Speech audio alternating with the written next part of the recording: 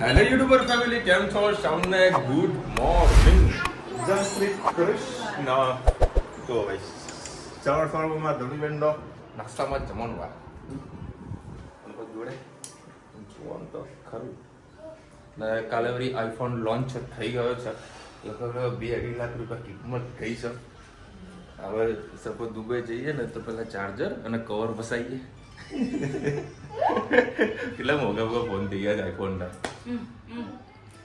નવા latest data 2016ની series છે, બંધ થવાની છે શોર્ટ ટાઈમમાં. અને આજે મોર્નિંગમાં સાહેબ જે વેધર હતું, શું હતું આમ ધુમ્મસ ધુમ્મસ, અને કાચમાં પાણી પણ જામી ગયું બીજું જોરદાર વાતાવરણ થઈ ગયું. એટલે એનો મતલબ એવો છે શિયાળાની શરૂઆત થઈ ગઈ છે. અને હવે જમવા મળશે આપણને ઓળણ શાક. મજા મોજ રોજે લાગે મને ડબ્બા ઉગાડી દેશે. લાવવાની જપા મારી જ નહીં મારતી, ઉગાડતી પણ ક્યારે ઉગે રામ જાણે. હવે ના ઉગે ને હવે ખેતર મેં ઉગેવું નહીં બાબુ. બધું ખેતરો અમારા નોર્થ ગુજરાતમાં જે પેલું સરહદી વિસ્તાર ખરો, વાવ ને તરાજમાં પાણી થઈ ગયું છે. બહુ ખતરનાક પોઝિશન થઈ ગઈ ત્યારે. હા, કુણા હોય ને પાછા કુણા હોય. અને અત્યારે જો સપોઝ કોઈ દિવાળીમાં પ્લાન કરતું હોય આપણે, માઉન્ટ તો બંધ જ છે, બંધ કરી દીધું છે. માઉન્ટ આબુ ઉપર જવાનો રસ્તો બંધ કરી દીધો ટુરિસ્ટ માટે તો. પરંતુ તમે જો નેપાળ જવાનો પ્રોગ્રામ કરતા હોય દિવાળીમાં તો પ્લીઝ કેન્સલ કરી નાખજો. કારણ કે હાલ સરકાર ત્યાંની સ્થાયી નથી, એટલે પ્રોટેક્શન જે રીતનું જોવે ટુરિસ્ટોને એ પ્રમાણે નથી મળતું. કારણ કે ઘણા બધા વિડીયો આવી રહ્યા છે, બરાબર હેરાનગતિ લોકો વધારે થઈ રહી છે. તો ખાસ ધ્યાન રાખજો. બાકી નેપાળમાં હાલ ટ્રાવેલિંગ કરવા જેવું મને નથી લાગતું, લગભગ 6 મહિના સુધી. જ્યાં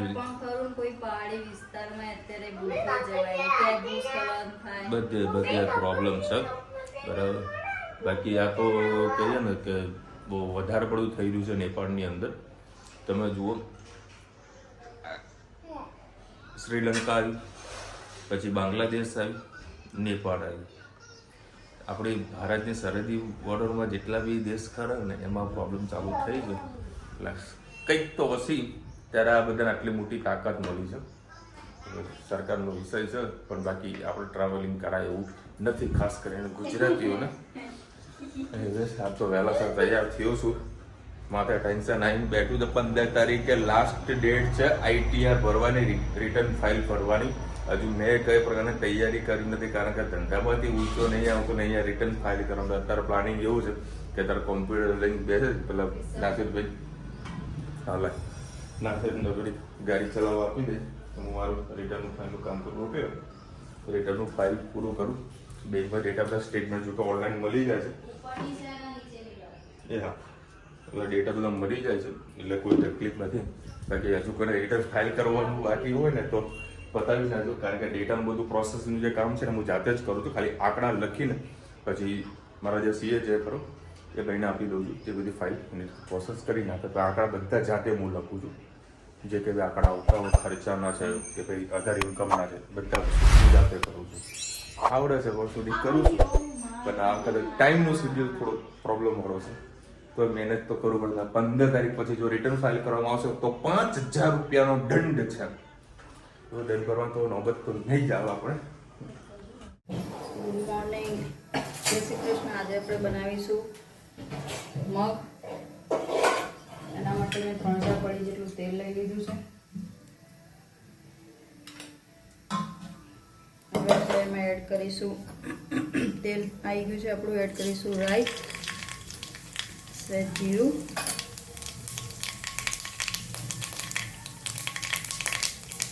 ગેસની ફ્લેમ ધીમી કરી દઈએ, સહેજ લસણની ચટણી, જીરું એડ કરી દઈશું એટલે આપણો મસાલો છે બળી ના જાય.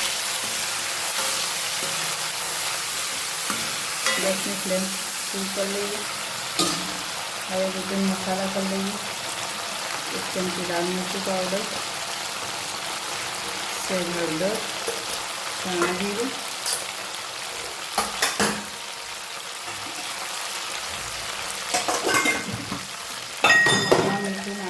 મરચું સેજ નાખી લઈ, પાછળથી આપણે જોઈ લઈશું. થોડું પડે તો એડ કરીશું. સેજ ચણા મિક્સ કરી લઈએ.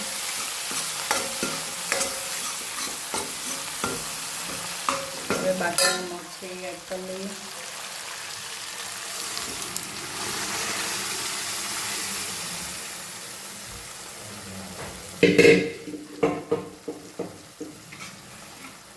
ગેસની ફ્લેમ ફૂલ જ રાખીએ.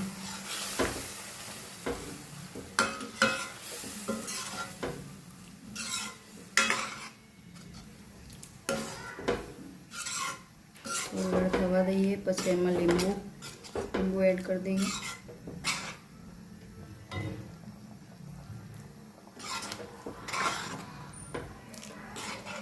મીઠું ચેક કરી લઈએ ચમચીથી ટીસ્પૂન.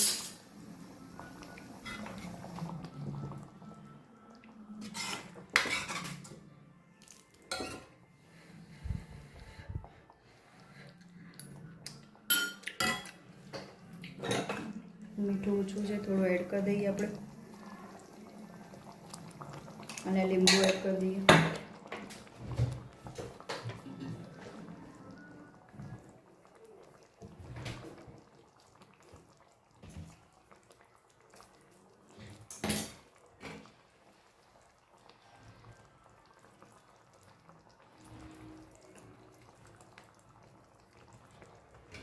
બસ આપણા મગ તૈયાર. હા બસ હવે કંઈ એડ કરવાની જરૂર નથી. તમારે મગ ભાત સાથે પણ મજા આવશે, અને રોટલી જોડે પણ ગરમ ગરમ રોટલો હોય તો પણ મજા આવે. આવજો. જય શ્રી કૃષ્ણ. Good evening. જય શ્રી કૃષ્ણ. આજે પણ બનાવીશું પાવભાજી. એના માટે મેં એક ડુંગળી અને એક ટામેટું ચોપ કરી લીધું છે. આમાં રાઈ કે જીરું નહીં આવે, ડાયરેક્ટ જ આપણે 3-4 પડી તેલ લઈ લીધું, એમાં ડુંગળી અને ટામેટાં સોતે કરવા મૂકી દઈશું. તમારે આની ડુંગળીની ટામેટાની પેસ્ટ કરી દે, જે બહાર મળતી હોય છે થેલા ઉપર પાવભાજી, એ લોકો આવી રીતે પેસ્ટ કરીને તૈયાર રાખતા હોય. પેસ્ટમાં પણ કેવું થાય, પાણી છૂટું પડે એટલે સ્મેલ થોડી અલગ આવતી હોય છે. એટલે આવી રીતે ચોપિંગ કરશો તો તમને ટેસ્ટમાં સારું આવશે અને ખાવાની પણ મજા આવશે. ચલો હવે થોડીક વાર ડુંગળી અને ટામેટાને પાકવા દઈએ.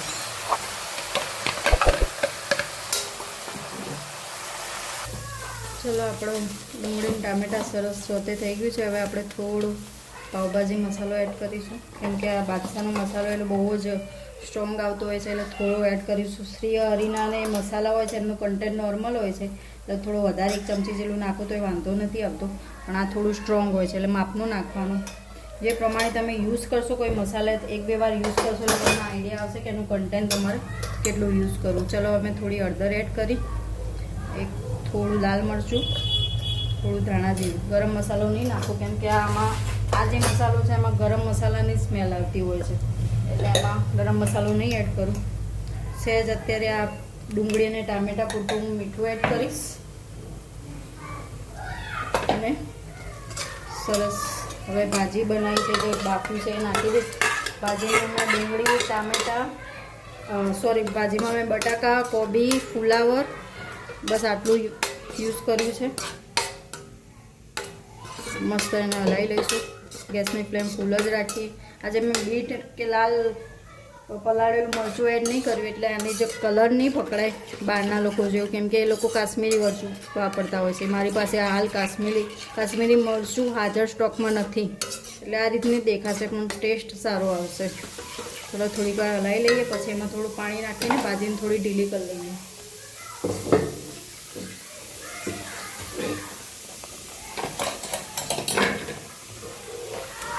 થોડું મેશ કરી લઈએ એટલે તેલ સરસ છૂટું પડશે. બહાર છોકરાઓ રમી રહ્યા છે, છોકરાઓનો અવાજ આવતો હશે, કેમ કે આપણે કોઈ પર્સનલ સ્ટુડિયો નથી, કોઈ રીટેક કે એડિટિંગ નથી હોતું. જે હોય એ જ આપણે વિડીયોમાં બતાવીએ છીએ, એટલે થોડો આજુબાજુનો નોઇસ આવતો હશે તમને, કેમ કે એક રસોડું અને હોલના ડિસ્ટન્સ પછી બહાર જ તરત આંગણું છે આપણા ઘરનું, એટલે છોકરાઓ બહાર જ રમી રહ્યા છે. ચલો હવે ઉપરથી આપણે ધાણા સ્પ્રેડ કરી દીધા, અને સહેજ લસણની ચટણી એડ કરી. એમ તો જોડે સોતે કરવાની, પણ આપણે સોતે કરી લીધી હતી એટલે જોડે જ એડ કરી લઈશું. બસ આપણી સરસ ભાજી તૈયાર. આવજો. જય શ્રી કૃષ્ણ. બનાનાનું એ લઈ લેજો ને નાસ્તા માટે. જોઈ લઉં છું. એ બાકી લેજો. હા વાંધો નહીં. ચલો ભાઈ, અત્યારે ઘરે પહોંચ્યો ને તરત જ ગાડીનો સેલ માર્યો છે, કારણ કે આજે મમ્મીનો જન્મદિવસ છે. તો રે હું તો ભૂલી ગયો હતો, રુચિતા ભૂલી ગઈ હતી, ધનવી ભૂલી ગઈ હતી, અને તમે બધા ભૂલી ગયા હતા. તું ભૂલી ગઈ છે ને? અમારો એક નેગેટિવ પોઈન્ટ છે, તમને બધાને કહી દો, અમને કોઈના બર્થડે યાદ નહીં રહેતા, પણ યાદ રહે તો અમે હજુ ફોન કરી મમ્મીનો તો છે કુદી યાદ એમ, પછી આગલા દિવસે જ ભૂલી ગયા. બોલો એટલે અત્યારે વળી પ્રોગ્રામ છે ઘરે. રુચિતા કેક લઈને આવી છે. અમે તો પહેલા કેક કટિંગ કરતા આવીએ, પછી વળી જમવાનો પ્રોગ્રામ કરીએ. કેક લાવી દીધી છે અને બર્થડે છે મમ્મીનો, કટિંગ કરતા. હા ભાઈ, જો ધનવીનો બર્થડે છે ભાઈ, યાદ રાખજો. મને તો મને યાદ નતો, પણ આ એ તો મને કીધું કે ધનવીનો બી બર્થડે 14 તારીખે આવે છે, એટલે બધા યાદ રાખજો.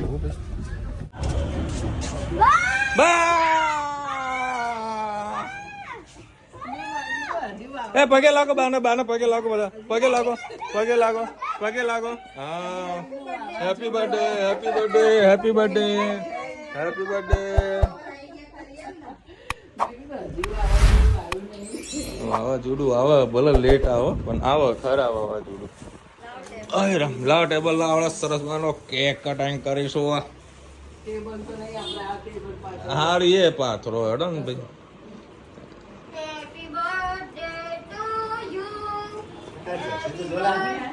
ના ભાઈ, હું તો બારોબાર આવે. આ લોકો ઘરે જઈને લઈને જો ભાઈ તારા 10 વાગ્યા. ઓ વાહ, અમે છે ને નાની જ લાયા છીએ. એનું કારણ છે કે વધારે લાવી જઈએ ને તો ભાઈ હું 2 દાડા ચાલે, અને 2 દાડા આપણે ચલાવવા માંગતા નથી. હા, પણ વધારે લાવો ને તો મારે ધનુ ધનુ તારે કાપવાનું કે મીણબત્તી કરવાનું નહીં, બરાબર? સીધે કાપવાનું કરો. હા બસ, મીણબત્તી આપણે લગાવતા જ નહીં.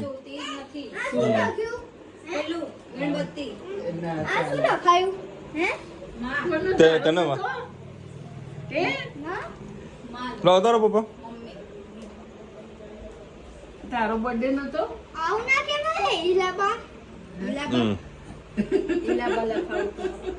આ ઉલાડી નાખ્યું.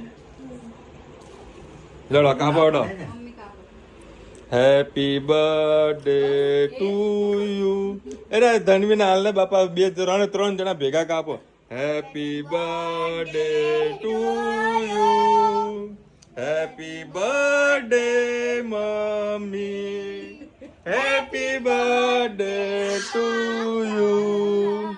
યે! Thank you, thank you. Dhanu યાદ ને પછી તમને હેરાન કરે. ધનુ કેવી છે કે? અરે ખાવ ને, કોઈ ડાયાબિટીસ આપણા ઘરમાં કોઈને થતો નહીં. હે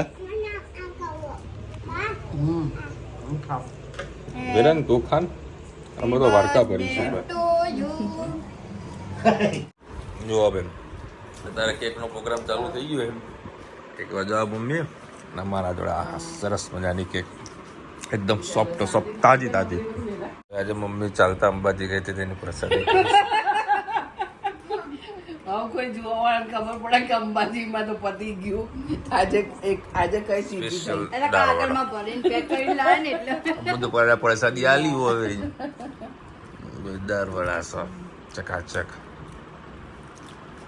આ ધનવી ના લો, ધનવીને પહેલા ખાવા હતા. એ ધનુ આ રહ્યું છે રાખજે બાપા, રાખજે. હું એ નહીં ખાવું જ્યાં સુધી એ પૂરમ પેટ ફૂલ નહીં થઈ જાય ને. જો આ બીજા ટોમ એન્ડ જેરી બાદશાહ પાડ્યા પપ્પાના ધનુ બે જણા. હા પુષ્પા, હવે પુષ્પાનું ભૂત આવ્યું છે ને.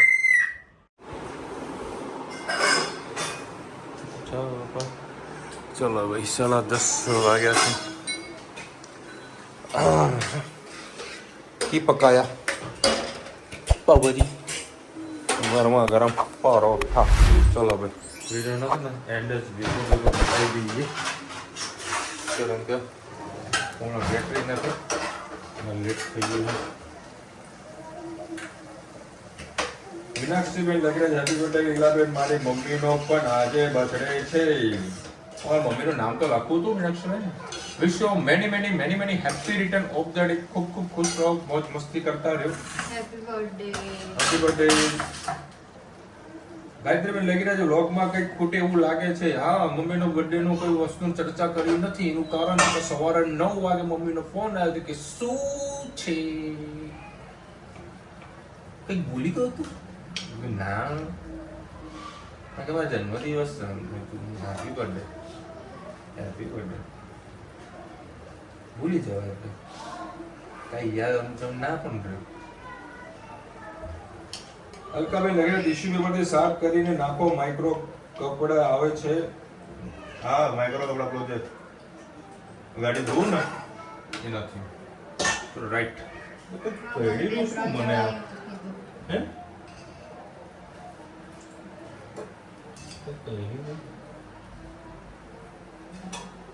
નાના જીવા તો બહુ ફરી રહી છે. તો પાવભાજી થઈ ગઈ છે. પાવભાજી થઈ મજા આવી. મમ્મીને સરપ્રાઈઝ આપી, કેક કટિંગ કરી. મારા છોકરા ખુશ થઈ ગયા. કેક છે ને રૂચિતા લાવી હતી, બહુ મસ્ત લાવી હતી. સરસ કેક હતી. હા બેટા આવું. ચલો મળીશું નવા વિડીયો સાથે, નવા મોજ મસ્તીની સાથે. ત્યાં સુધી હમણાં આપણો જય હિન્દ, ભારત માતા કી જય. અને વિડીયો ગમે તો ફટાફટ લાઈક કરો, શેર કરો, સબસ્ક્રાઇબ કરવાનું ભૂલતા નહીં. અને હા બોલ. હા પાવભાજી લખવા બેઠી છે. હા એવું તો કરવાનું. અરે ભાઈ એ લીટા કરે છે ને, કરવા દે ને એટલું એ કરે છે ને, એને જાતે લીટા કરવા બેસે. અમે નહીં કહેતા તો લીટા કર.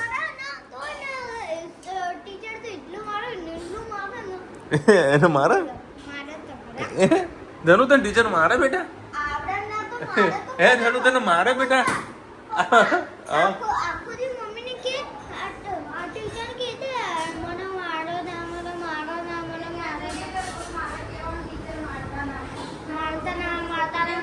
તને મારો બેટા ટીચર કેમ મારે?